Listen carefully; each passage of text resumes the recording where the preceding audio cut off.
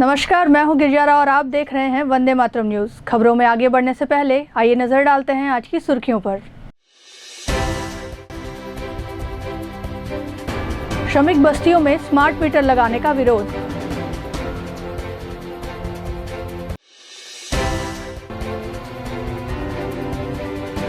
Collector के पास अंग्रेजी शिक्षक मांगने पहुंचे छात्र।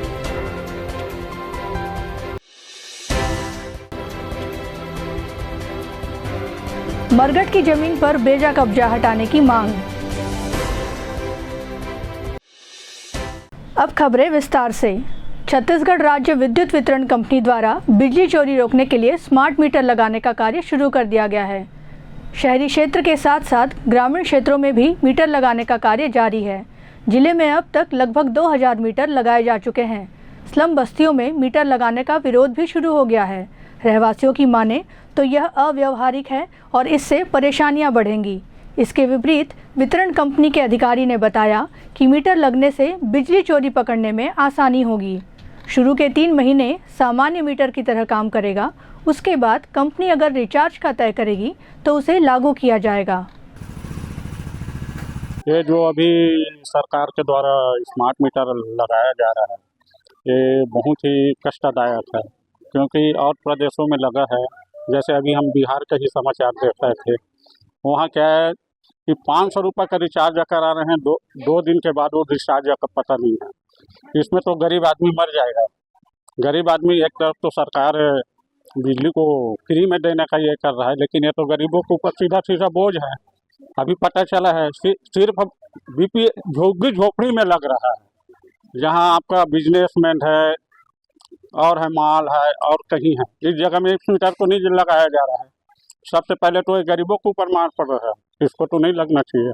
स्मार्ट मीटर जो है वो तो सही नहीं लगा है, क्योंकि रिचार्ज वाला सिस्टम है और रिचार्ज में मान लीजिए समय से पहले बैलेंस नहीं है, अगर आधी रात को लाइट गोल हो जाता है तो उसमें परेशानी जाएगा। और ये रिचार्ज जो मीटर है ये बंद होना चाहिए। जो पहले जो मीटर था वो लगना चाहिए। अभी पूरे मोहल्ले में रिचार्ज मीटर लगा रहे हैं, ये वाला सक्सेस नहीं हो रहा है और इसमें हम लोग को परेशानी है। हर 3 साल 2 साल में मीटर चेंज हो रहा है, बार बार चेंज करवाना पड़ रहा है और इसमें परेशानी बहुत है। तो झोपड़पट्टी है, एनी टाइम पैसा नहीं रहता है यहाँ, और रिचार्ज कभी भी खत्म होगा तो उसमें दिक्कत जाएगा। और कितना सुविधा हो सकता है? सुविधा जो पहले था, जो नॉर्मल मीटर था वही लगना चाहिए। और ऐसे में तो परेशानी बढ़ गया है हम लोग का। ये तो मजदूर बस्ती है, मजदूर लोग कुछ कमाते हैं और ऐसे मतलब सही नहीं लगा। उसमें कहाँ का फायदा है? इसमें कोई फायदा नहीं है। अब जो लगा है उसी को ठीक है। उससे क्या दिक्कत? किसे स्मार्ट है तो तुरंत हम लोग को मोबाइल चलाना नहीं आता है, तो हम कहाँ से पेड करेंगे पैसा? गरीब मोहल्ला है, गरीब मोहल्ला में कहाँ के पैसा रही दिन भर का, तो वही स्मार्ट मीटर लाते।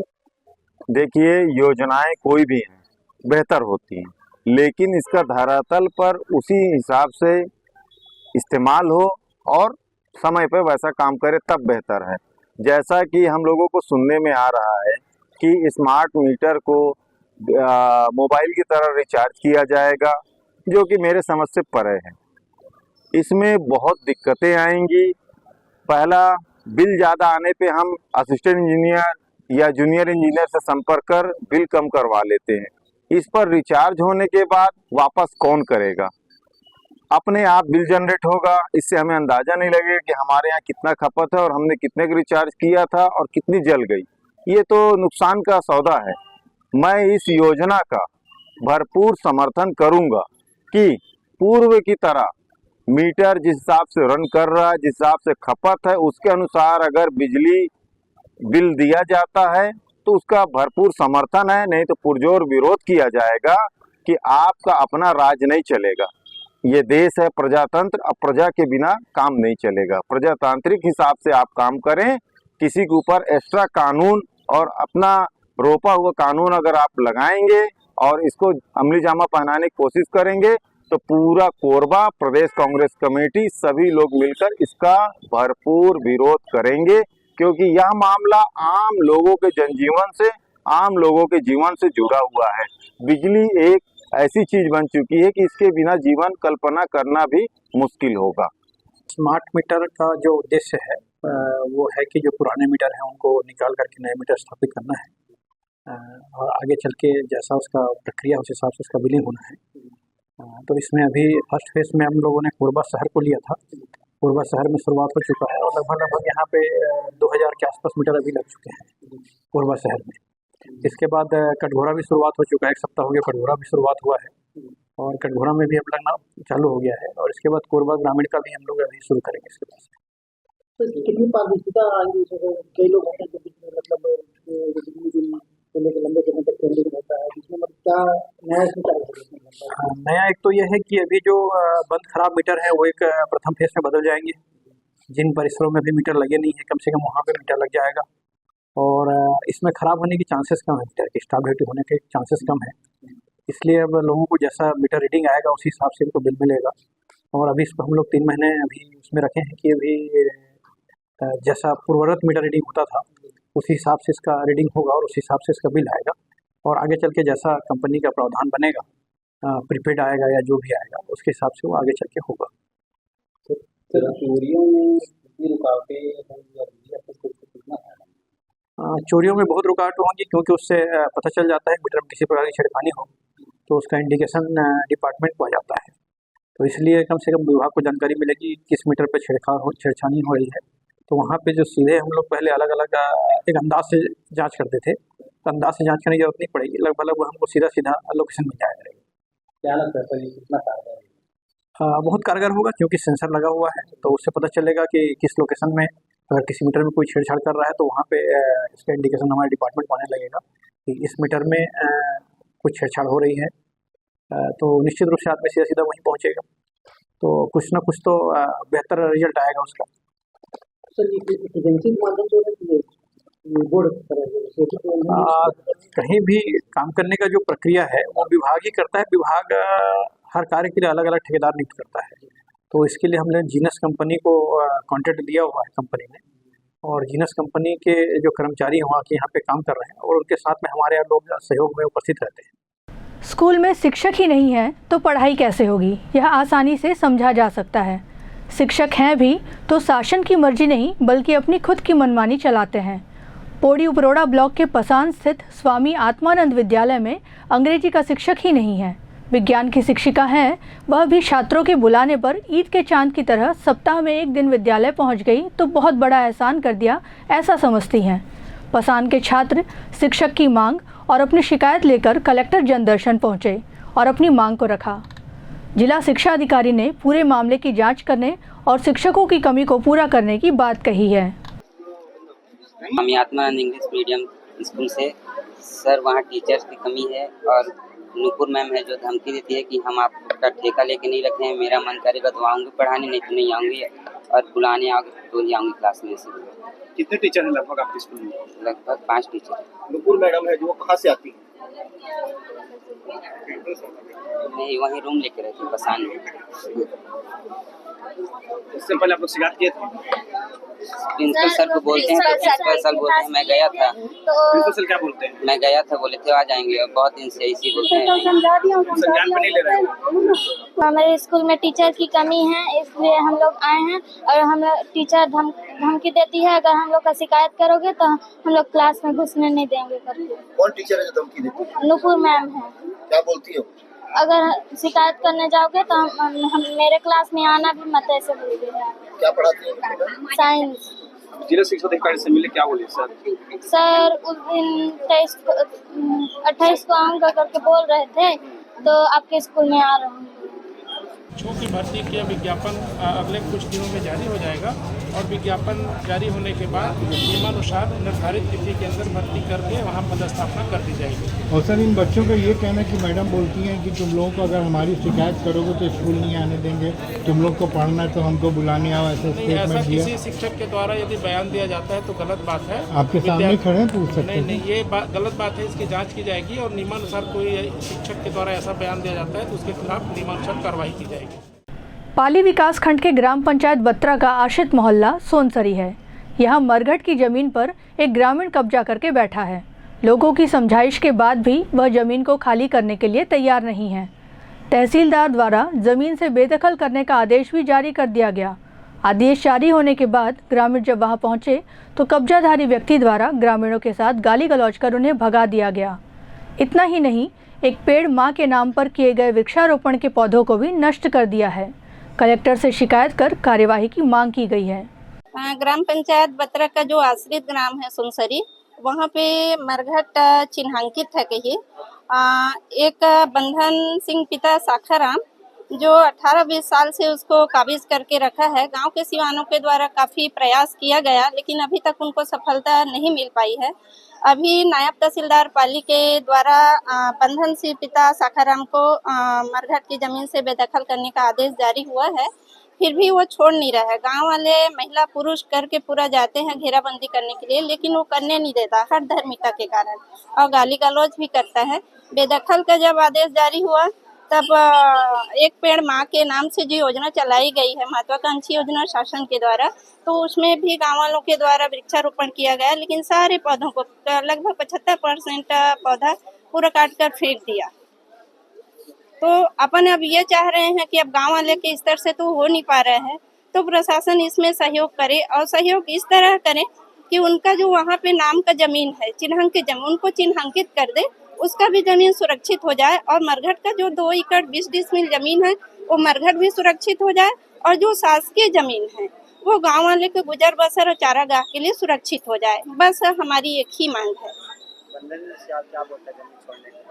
नहीं, बंधन सिंह वही है जैसे समाज वालों के द्वारा उनको समझाया गया, लेकिन वो हाँ तो बोलता है, लेकिन वो छोड़ने के लिए तैयार नहीं है। हाँ, कलेक्टर साहब वो बेदखल हुआ है करके जब बताए हैं तो वो बोले हैं कि प्रशासन की मदद से हम सहयोग करेंगे और उसको हटवाएंगे। राष्ट्रीय स्वयंसेवक संघ की नगर में संचालित शाखाओं का संगम घंटाघर ओपन थिएटर में आयोजित किया गया, जिसमें 840 स्वयंसेवकों ने हिस्सा लिया। इस मौके पर स्वयंसेवकों ने सामूहिक रूप से ध्वज वंदना, व्यायाम और विचार मंथन अलग अलग ग्रुपों में बैठकर किया। संघ की विचारधारा का आदान प्रदान स्वयंसेवकों द्वारा किया गया।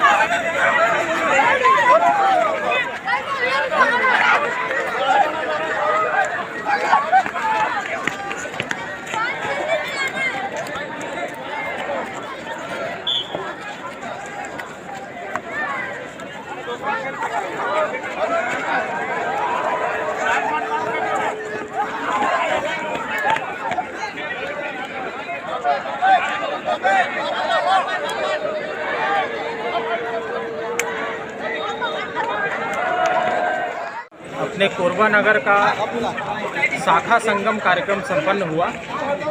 इस कार्यक्रम करने का जो उद्देश्य है वो यह था कि हमारे कोरबा नगर में हमारे शाखाओं में कितनी ऐसी शाखा है जिस पर अच्छी उपस्थिति रहती है। ऐसी सभी शाखाओं को इकट्ठा करके हमारे कोरबा नगर में 20 शाखाएं होती है। इन 20 शाखाओं का संगम अर्थात एक ही स्थान पर अपना शाखा लगाना, यह आज का कार्यक्रम रहा। आज के कार्यक्रम में 644 स्वयंसेवक 20 स्थानों से उपस्थित रहे। रेत तस्करों की दादागिरी सिर्फ शहरी क्षेत्रों में ही नहीं बल्कि ग्रामीण क्षेत्रों में भी चल रही है। अवैध रूप से कारोबार में लिप्त लोगों को प्रशासन और पुलिस की परवाह नहीं है, खुलेआम ग्रामीणों को धमकाते हैं। ऐसी एक शिकायत लेकर ग्राम कुंगरी के ग्रामीण कलेक्टर के दरबार पहुंचे। गांव की नदी में होने वाले अवैध रूप से उत्खनन को रोकने की गुहार लगाई। ग्रामीणों की माने तो लगातार शिकायत किए जाने के बाद भी कोई कार्यवाही नहीं होती है। भारी वाहन चलने के कारण गांव की सड़क भी जर्जर हो रही है और लोगों की परेशानी बढ़ रही है। वैसे हमारे लेके आए हैं, हमारे गांव में अवैध रूप से बालू उत्खनन हो सके, घाट वाट तो फिलहाल नहीं है और वहाँ हम जो जेवर घाट बनाना है मुक्ति धाम वो करल पूरा खोदा हमें अवैध रूप से, और साथ में रोड भी बहुत खराब है और कई बार शिकायत भी कर चुके हैं। पत्रकार पुलिस सब बन जाते हैं, तब शायद वहाँ बोलते हैं हम पैसे देते हैं ऊपर में, तो हम पर कोई कुछ घाट सही से बोलते हैं।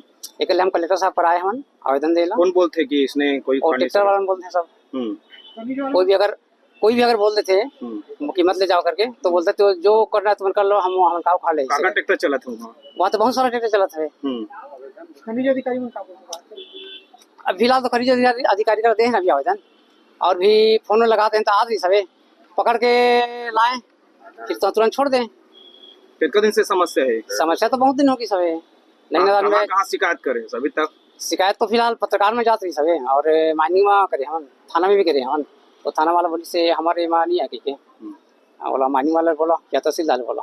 जो पत्रकार जाते कुछ को लोगों का नाम मालूम है क्या, कौन जाता है वहाँ? पत्रकार नाम एक जने का सुधांशु कोई है बाकी मंगरा का, वो गया था एक बार तो बाइक लेकर के आया था ये गाँव वाले का।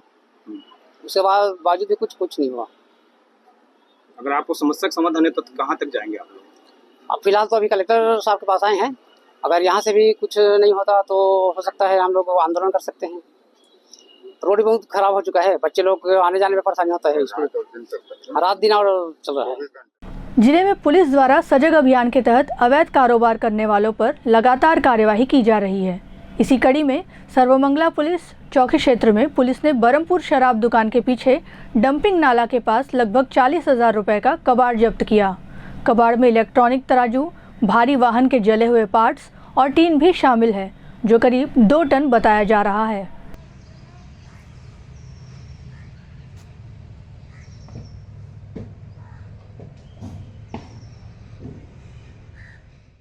जिले में पुलिस द्वारा नशे का कारोबार करने वालों के खिलाफ ताबड़तोड़ कार्यवाही की जा रही है। पुलिस के साथ साथ आबकारी विभाग भी शामिल हो गया है। संयुक्त कार्यवाही किए जाने से अवैध रूप से शराब व गांजा बेचने वालों में हड़कंप मचा हुआ है। पिछले 24 घंटे के दरमियान पुलिस ने 31 लोगों के विरुद्ध महुआ शराब बेचने का प्रकरण दर्ज किया है। 1383 लीटर महुआ शराब जब्त की गई है। Katghora, Urga, civil line police ने अलग अलग स्थानों में छापा मारा। शराब बनाने की सामग्री भी जब्त की गई और भट्टी को तोड़ा गया।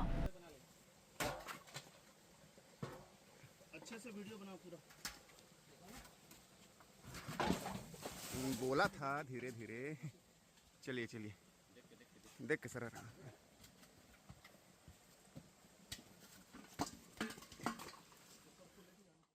अब वक्त हो चला है हमारे खास और ज्ञानवर्धक कार्यक्रम बूझो तो जाने का। यह आम जनता से जुड़ने का हमारा प्रयास है, जिसमें हर क्षेत्र से सवाल पूछे जाएंगे और सही जवाब देने वालों को दिया जाएगा आकर्षक उपहार।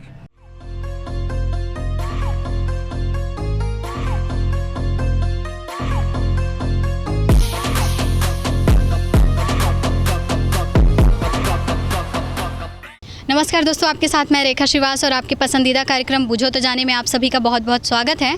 और आज का हमारा सवाल है, बालकों में चिमनी हादसा कब हुआ था? और इस सवाल का जो भी सबसे पहला और सही जवाब देगा उनको दिया जाएगा फिजिक्स वाला कोचिंग इंस्टीट्यूट की ओर से एक शानदार उपहार। तो आइए चलते हैं लोगों के बीच और देखते हैं कौन बनता है आज का हमारा लकी विनर। बालकों चिमनी हादसा कब हुआ था? मेरे को जानकारी नहीं है। जानकारी नहीं है। आप कोरबा वासियों को कुछ मैसेज देना चाहेंगे? कुछ नहीं। ठीक है sir, thank you. Balco chimney हादसा कब हुआ था? 2023 में। नहीं। चलो ठीक है, आपने प्रयास किया, काफ़ी रहा। बालकों चिमनी हादसा कब हुआ था? मेरे को नहीं पता है। No idea. आप कोरबा वासियों को कुछ मैसेज देना चाहेंगे? नहीं, मेरे को तो। Thank you. बालकों चिमनी हादसा कब हुआ था? पता नहीं, मेरे को नहीं पता। नहीं पता है। आप यहाँ के रहवासियों को कुछ मैसेज देना चाहेंगे? तो सतर्क रहें, थोड़ा ध्यान दें, मतलब आगे से कुछ व्यवस्था करें ताकि ये सब हादसा ना हो। ठीक है sir, thank you. Balco chimney हादसा कब हुआ था? मुझे नहीं पता। नहीं पता है। आप यहाँ के रहवासियों को कुछ मैसेज देना चाहेंगी? क्या मैसेज दूंगी, बस यही मैसेज दूंगी, अपने आप को स्वस्थ रखें। Okay ma'am, thank you. Balco chimney हादसा कब हुआ था? ये यार 2000 में हुआ था लगता है। 2000 छत्तीसगढ़ राज्य विकास 2012 में हुआ था शायद। नहीं सर, आपने प्रयास किया, काफ़ी रहा। आप यहाँ के रहवासियों को कुछ मैसेज देना चाहेंगे? नहीं, क्या मैसेज देंगे, बस सब चीज़। Thank you. बालकों चिमनी हादसा कब हुआ था? नहीं पता। नहीं पता है। ठीक है, okay, thank you. Balco chimney हादसा कब हुआ था? अभी से डेट तो ख्याल नहीं आ रहा बेटा। अच्छा ठीक है, आप यहाँ के रहवासियों को कुछ मैसेज देना चाहेंगे? क्या मैसेज दूंगा बेटा? ठीक है, बढ़िया, थैंक यू। को चिमनी हादसा कब हुआ था? 2004। नहीं सर, आपने प्रयास किया, काफ़ी रहा। आप यहाँ के रहवासियों को कुछ मैसेज देना चाहेंगे? नहीं। ठीक है, हो गया, थैंक यू। बालको चिमनी हादसा कब हुआ था? 2009 23 तारीख। आज 23 तारीख, कौन सा महीना? वही तो महीना था, खुला के महीना कौन से? सितंबर। हाँ। पक्का? पक्का। आपका नाम? जमुना परेड। आप बिल्कुल सही जवाब दिए हो। आपको दिया जाता है फिजिक्स वाला कोचिंग इंस्टीट्यूट की ओर से एक शानदार उपहार। कैसे लग रहा है आपको जीत के? अच्छा लगा था। आप हमन के शो देखता? कैसे लगते हैं आप? अच्छा लगते। तुम सवाल के ये जगह है का याद भी रहते, जैसे सवाल करता था, अच्छा लगते। कोरबावासी मतलब कुछ मैसेज देना चाहा था? और का मैसेज नहीं, छोट गाड़ी देख के चलाए, दारू बंद पीना कम करे, ककरो पिलाना भी कम करे, घुसा देते दारू बंद पी के। नहीं, आज बात सही है ना? ये बात है, बस कुछ नहीं। ठीक है, धन्यवाद। आज का हमारा सवाल था, बालको चिमनी हादसा कब हुआ था, जो 2009 आज ही के तारीख 23 सितंबर को हुआ था, जिसका सबसे पहला और सही जवाब दिया है जमुना बरेट जी ने, जिनको दिया गया फिजिक्स वाला कोचिंग इंस्टीट्यूट की ओर से एक शानदार उपहार। आज के इस कार्यक्रम में बस इतना ही। अब कल मिलते हैं एक नए सवाल और एक नए जगह के साथ। तब तक के लिए नमस्कार। खबरों का सिलसिला यूं ही जारी रहेगा। देखते रहिए वंदे मातरम न्यूज़। मिलते हैं अगले बुलेटिन में, तब तक के लिए नमस्कार।